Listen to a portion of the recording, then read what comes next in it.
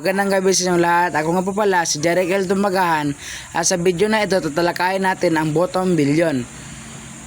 Alam naman nating lahat na sa mundo ngayon marami ng bansa ang umunlad. Tulad ng China, India at iba pang bahagi ng Asia. Pero alam nyo ba na may 1 bilyong tao na tila naiwan sa pag-unlad? Sila ang tinutukoy ni Paul Collier bilang the bottom billion. Mga taong naninirahan sa mga bansang matagal ng lubog sa kahirapan at hirap makaahon. Sa talakayang ito, aalamin natin kung sino-sino ang kabilang sa bottom billion, bakit sila nanatiling mahirap at ano ang 4 na traps o bitag ng kahirapan ng humahadlang sa kanilang pag-unlad. Tatalakayin din natin kung ano-ano ang posibleng solusyon na inirekomenda ni Collier hindi lamang para sa mga pamahalaan ng mga bansang ito kundi para rin sa buong pandaigdigang komunidad.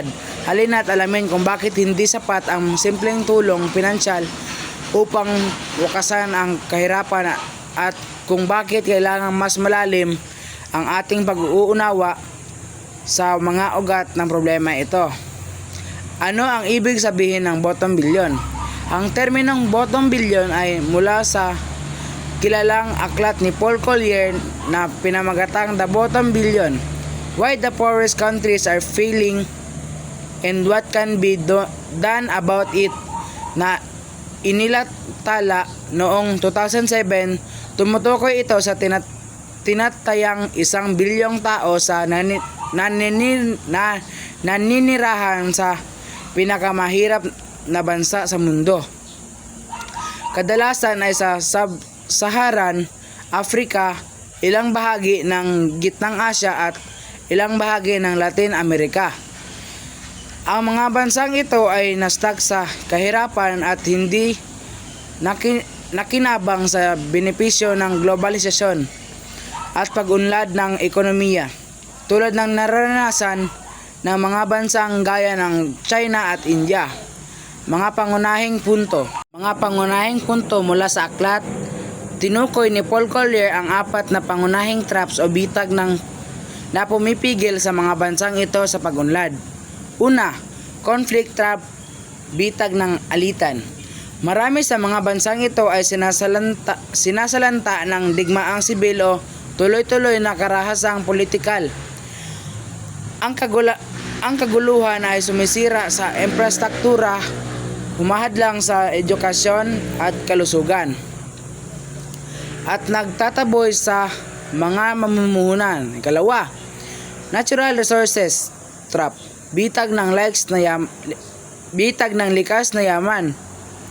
Sa halip na makatulong sa kaunlaran ang masaganang likas na yaman tulad ng langis o mineral, ay madalas humahantong sa korupsyon, mahinang pamamahala at tinatawag na Dutch disease. Isang sitwasyon kung saan nagiging sobra ang halaga ng pera ng bansa at nahihirapan ang ibang industriya. Ang yaman ay kadalasan nagiging sanhi rin ng panloob ng tunggalian at diktatorya. Pangatlo, landlocked with bad neighbors, bansang walang daungan at pinalilibutan ng mahihirap. Ang mga bansang walang direktang akses sa dagat, lalo na kung napapaligiran ng ibang mahihirap o magulong bansa, ay may mataas na gastos sa transportasyon at limitadong oportunidad sa kalakalan. Mahirap sa kanila ang umunlad kung wala silang koneksyon sa pandaigdigang merkado. Kaapat, bad governance in a small country, masamang pamamahala sa maliit na bansa. Ang maling pulisya, korupsyon, mahihinang institusyon at kakulangan ng serbisyong pampubliko ay umahadlang sa kaunlaran sa maliit na bansa. Mas ramdam at malawak ang epekto ng masamang pamumuno. Mga inirekomendang solusyon ni Collier. Ayon ni Collier, hindi sapat ang karaniwang uri ng tulong sa mga bansang ito.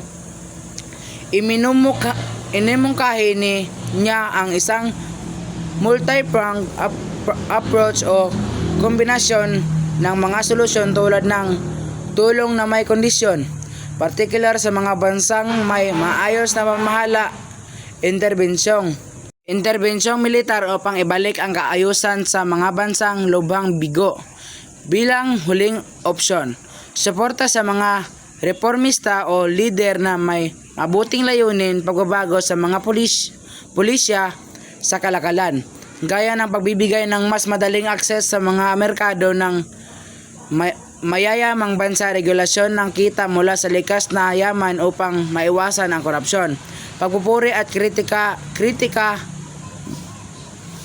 mga papuri, malinaw at kapanipaniwala ang kanyang paliwanag sa mga isyong pangkaunlaran, nakapukaw ng pansin sa mga rehiyong kadalasang nakakaligtaan mga kritika. Ang ilang solusyon niya, lalo na ang military intervention, ay itinuturing na kontrobersyal o masyadong payak. Sinasabi ng iba na ang konsepto ng traps ay hindi sapat upang maipaliwanag ang buong komplikasyon ng kahirapan. At yun lamang po, maraming salamat.